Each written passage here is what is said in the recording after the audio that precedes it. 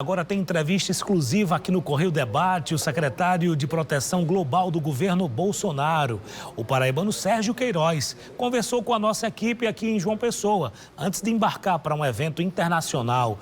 Ele vai representar o Brasil nos Estados Unidos. Vamos acompanhar a nossa entrevista. E a gente conversa agora com Sérgio Queiroz, procurador da Fazenda licenciado e atual secretário de Proteção Global do governo federal. Ele que trabalha junto aí com a ministra Damares e trabalha também para o nosso presidente Jair Bolsonaro. Sérgio, eu queria saber de você uma avaliação. Como é que está o governo federal? Como é que está o seu trabalho por lá? Bem, vamos começar pelo governo federal. Nós temos que, antes de mais nada, entender que não ocorreu apenas a mudança de um governo para o outro. Houve uma mudança de filosofia na gestão pública, no enxugamento da máquina pública, na racionalidade na aplicação dos recursos e na reconstrução de modelos para a administração pública federal. Então, podemos dizer que tivemos, nesses meses, muito esforço de todas as pastas no sentido de readequar a esplanada dos ministérios, os órgãos ligados à instância federal, adequá-los a um novo pensar, a uma nova maneira de gerir a coisa pública. Um governo que assumiu uma nação com a grande recessão, com o necessário contingenciamento de recursos. Isso não é fácil em nenhuma circunstância, você administrar uma nação como o Brasil com contingenciamentos. Então o governo ele cumpre aquilo que prometeu durante a campanha? Ele está cumprindo? Eu creio que sim, é o que eu tenho sempre dito. É possível que haja discordâncias e, mais uma vez, isso faz parte da democracia. Mas não há surpresas. Nós não podemos dizer que há surpresas. Às vezes são notícias que vêm como surpresas, mas fazem parte de um plano, fazem parte de um programa que foi traçado lá atrás. E como você perguntou, como você questionou na primeira pergunta, dentro do Ministério da Mulher, da Família e dos Direitos Humanos, onde eu tenho a incumbência de ser o secretário nacional de Proteção Global, a antiga pasta da Secretaria Especial de Direitos Humanos, nós também, obviamente, estamos enfrentando grandes desafios para torná-la cada vez mais viável, cada vez mais abrangente, reformulando e ampliando programas, por exemplo, de proteção a testemunhas ameaçadas, reformulando e desejando ampliar o Sistema Nacional de Combate à Tortura, assim como proteção de defensores de direitos humanos, combate ao trabalho escravo e tantas outras coisas que a gente pode falar daqui a pouco. O senhor falava de filosofia. Como é que é a sua relação com o nosso presidente Jair Bolsonaro? Essa filosofia sua é parecida com a dele? O senhor caminha alinhado com ele? E o senhor tem tido conversas, encontros, reuniões? Me alinho com essa perspectiva de um Estado mais enxuto para que se tenha dinheiro para se investir naquilo que é essencial, em saúde, em educação, em segurança pública. Me alinho com ideias do governo relacionadas a uma maior expansão da participação do Brasil no cenário internacional. Entendo, inclusive, a necessidade de que se dê liberdade ao cidadão, e isso não é obrigação de ninguém ter ou deixar de ter, mas que o cidadão tenha a liberdade de livre, de defesa, de defesa pessoal, de defesa própria, de legítima defesa, como a gente chama no direito. Também me alinho com ideias de transparência, com ideias de combate à corrupção. Como procurador da Fazenda Nacional, eu vivi para cobrar tributos de sonegadores, que muitas vezes a sonegação ela é um subproduto de uma mentalidade corrupta.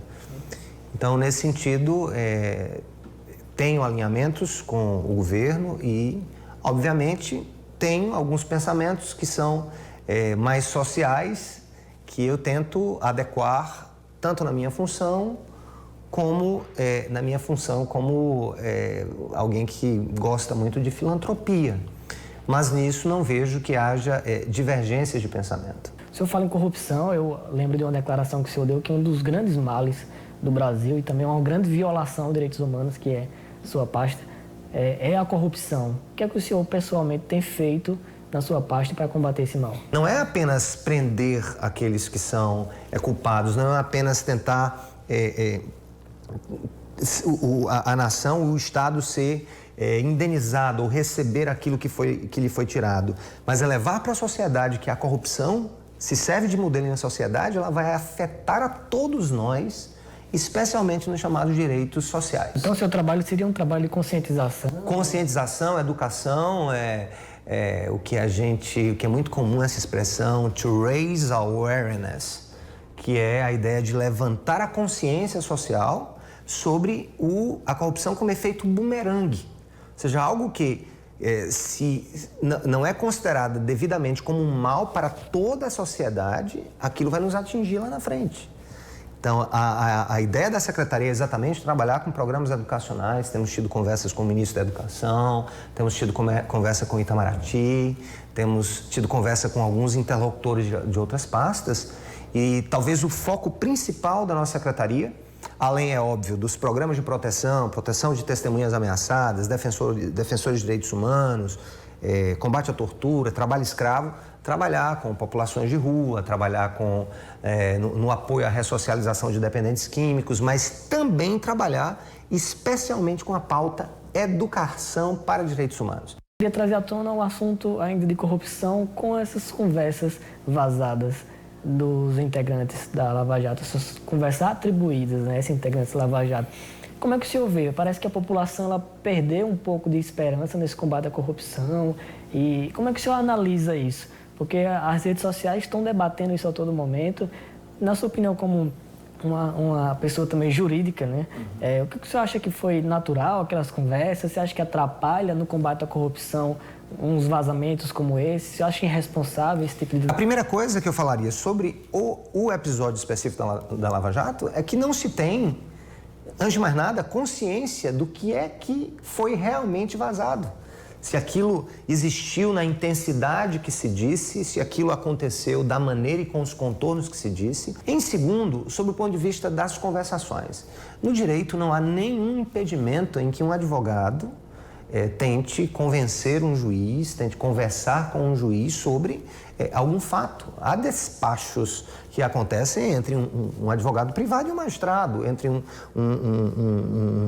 interessado e uma autoridade pública. Assim como a conversa entre Ministério Público e Judiciário, a gente tem que entender que ela tem alguns contornos bem específicos. E um deles diz respeito ao fato de que o Ministério Público é o Estado acusador. E o magistrado é o Estado juiz, ou seja, ambos são o Estado na procura de garantir o bem comum, a aplicação da lei e a condenação dos culpados. O senhor que está dentro do governo federal, como é o clima em relação ao ministro Sérgio Moro? É de total confiança? Porque o senhor fala para mim e eu sinto essa confiança que o senhor tem. Total confiança. Total confiança. Nós acreditamos nisso. O Brasil precisa virar a página da corrupção. E olha só, vamos lá, vamos ser honestos com as realidades. Não é só o ministro Sérgio Moro, quando juiz federal, que condenou corruptos. Há outros juízes espalhados no Brasil que estão estão condenando gente de partidos diferentes, de espectros ideológicos diferentes. Então, primeiro, como jurista, acredito piamente na lisura de todo esse procedimento. Tá? O procurador da República responsável, Dallagnol, ele é uma pessoa extremamente competente, extremamente ética, um homem extremamente sério em suas convicções. Então, isso como jurista. E como secretário nacional de uma das pastas, eu vejo um clima de confiança, um clima de torcida para que o Brasil volte a ter, ou venha a ter, ou que talvez nunca tenha tido, um nível altíssimo de percepção de transparência e de combate à corrupção, tanto para o seu próprio povo, quanto para as nações do mundo inteiro. Falando em nações, o senhor esteve na ONU agora, né? Esteve na Suíça. Como é que foi o encontro? O senhor falava da perseguição dos cristãos. Queria que o senhor explanasse um pouco. Essa minha presença para a 41ª sessão do Conselho de Direitos Humanos da ONU teve algumas razões, foi uma pauta extremamente grande. Eu passei 1 dia e meio apenas em Genebra, tratando de outras questões, mas esse evento específico foi um evento paralelo organizado pela Polônia, que teve o Brasil e o Iraque como co-sponsors, né, aqueles que patrocinaram a realização desse evento, participação de, creio que mais de talvez uns 100 países estiveram presentes, e eu fui um dos 3 painelistas para falar sobre a garantia do direito à liberdade de religião, um direito assegurado na Declaração de 1948. E durante a minha fala, porque às vezes a imprensa pega aquilo que lhe interessa, né? Mas a minha fala ela foi muito genérica. Falei, por exemplo, de muçulmanos que foram mortos dentro de mesquitas.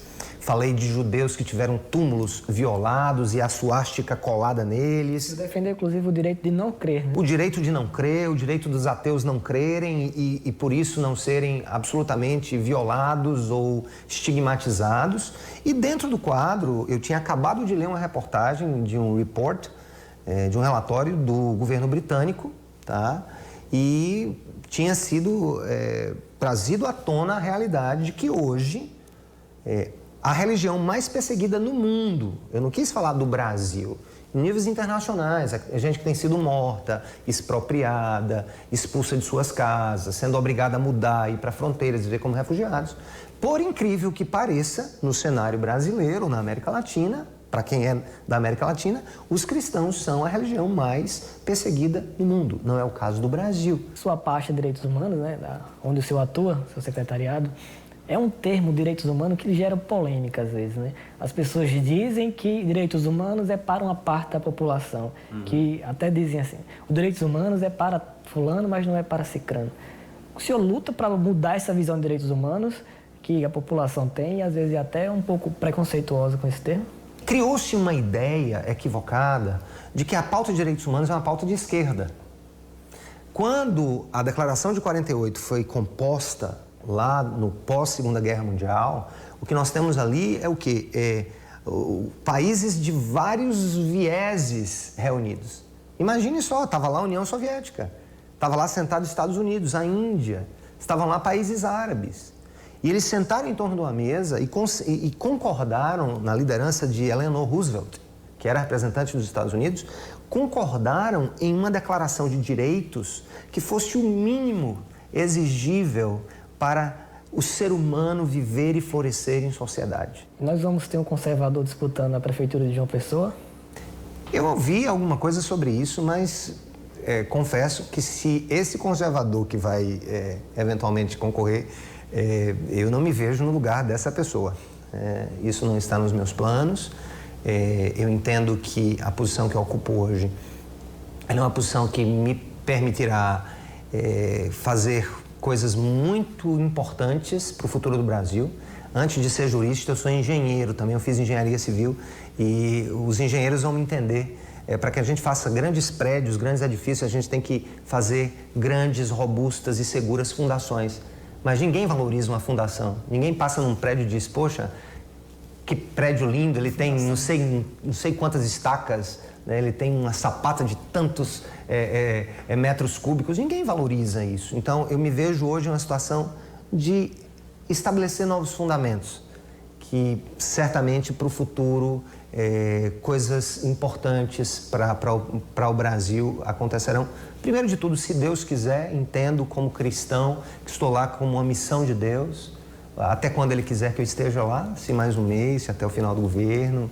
Eu entendo que agradeço a confiança do presidente, agradeço a confiança da ministra, mas não tenho nenhum problema de confessar que quem me põe, quem me tira, quem me leva, quem me traz, quem me conduz, aquele em quem eu creio, no Deus da minha salvação, Jesus Cristo. Muito obrigado por essa conversa, agradeço a sua disponibilidade de nos receber e espero que a gente tenha outras conversas como essa, quem sabe numa campanha, quem sabe em outras ações do seu secretariado, que a gente acompanha como um paraibano que está nos representando cada vez melhor no governo federal. Muito obrigado. Muito obrigado. Agradecer ao pastor Sérgio, que é secretário nacional do governo Bolsonaro, e também ao nosso colega Felipe, produtor aqui do Correio Debate, da TV Correio, que foi muito bem nessa entrevista e trouxe boas informações para a gente.